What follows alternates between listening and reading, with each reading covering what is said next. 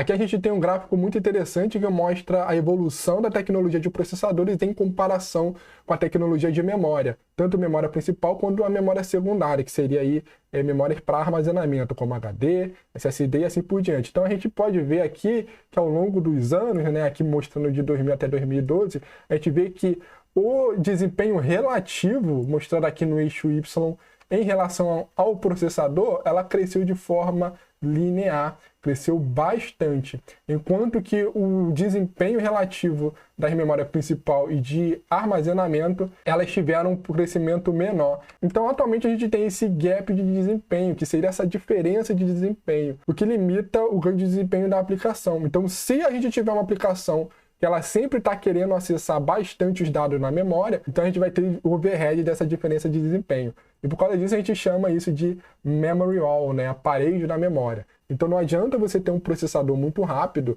se a aplicação que você vai rodar nele está todo o tempo acessando o dado na memória. Você vai acabar reduzindo o desempenho do seu sistema. Então isso aí é mais um conhecimento que o programador ele tem que ter no momento que for paralelizar a sua aplicação. Ele tem que saber que se sua aplicação precisa acessar muito a memória, ele tem que ter uma outra estratégia para tentar diminuir e esconder a latência quando você for acessar a memória. O uso eficiente da hierarquia de memória ajuda bastante a reduzir esse desempenho.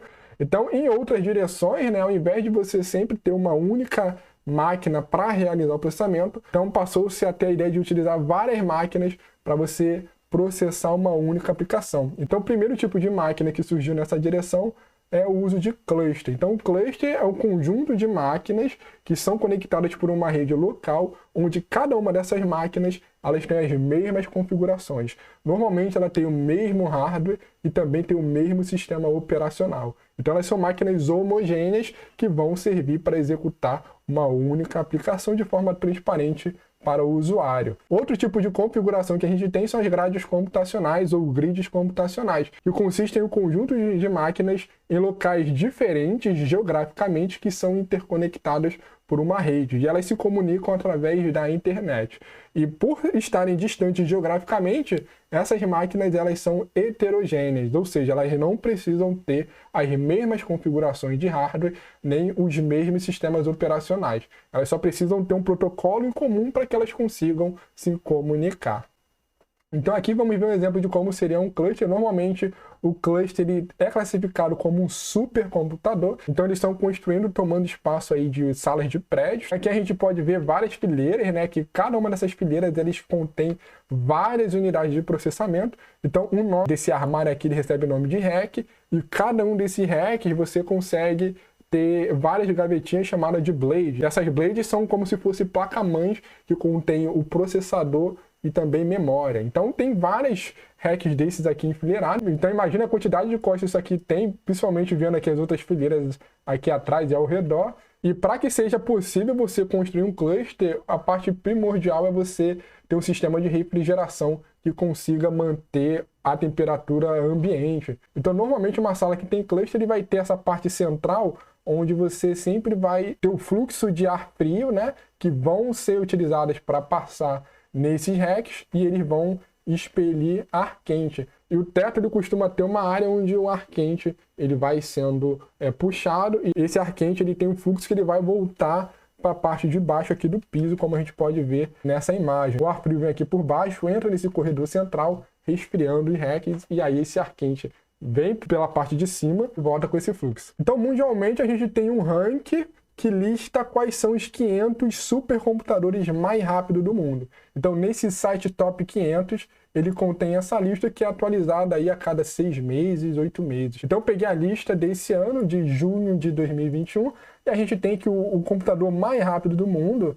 é esse supercomputer Fugaku. Ele aqui, ó, com mais de 7 milhões de cores, tá? A gente tem que o segundo lugar é esse Summit. E a gente já vê que nesse slide mostrando os 10 mais rápidos do mundo, alguns deles já utilizam as GPGPUs. A gente vê a importância dessas placas na indústria, né? Como que elas conseguem ter um grande poder de desempenho. Então aqui só passando historicamente para a gente ver quais eram os supercomputadores mais rápidos do mundo. Então em segundo lugar atualmente é o Summit, mas ele ficou em primeiro lugar em alguns anos. Ele ficou aí em junho de 2018 até novembro de 2019. Então o Summit é um computador da IBM, possui aí uma NVIDIA Voltage GV100 e ele tem um total aí de 2 milhões aí de cores, mais de 2 milhões de cores que podem ser utilizados. Então imagine aí como é que deve ser o desenvolvimento de uma aplicação para tentar utilizar o máximo de cores possíveis que esse supercomputador tem. E aqui é a capacidade de teraflops que ele tem. Então isso aqui, pessoal, é 200.795, ou seja,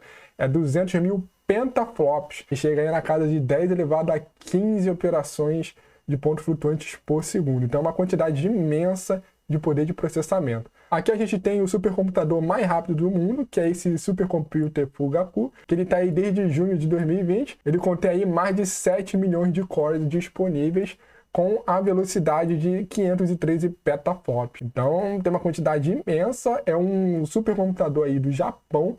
Ele no caso não usa nenhuma GPU. Então, falando agora um pouco de grades computacionais, atualmente ela tem se popularizado com a área de Cloud Computing. Hoje em dia é focado no esquema de tarifação, onde você só paga aquilo que você usa. Então, ao invés de você pagar uma máquina ou um servidor para você rodar sua aplicação, então imagino que você compre o servidor ali com 1 TB de armazenamento, mas sua aplicação só vai utilizar 100 megas, você teria que pagar o preço de uma máquina com 1 TB de armazenamento. Então, com a vinda de computação em nuvem, você só pagaria pelo espaço que você está utilizando. Então, por mais que a máquina tenha 1 TB, você só pagaria por estar utilizando 100 MB. Então, a Amazon é o principal pioneira, né, com os serviços de nuvem dela. A gente também tem hoje em dia a Microsoft com Azure e o Google aí com esse Google Cloud Platform. E a gente tem vários tipos de tarifações, onde os mais populares que a gente tinha era o IaaS, né, que é o Infrastructure as a Service, tinha o SaaS, que é o Software as a Service, e tinha o PaaS, que é o Platform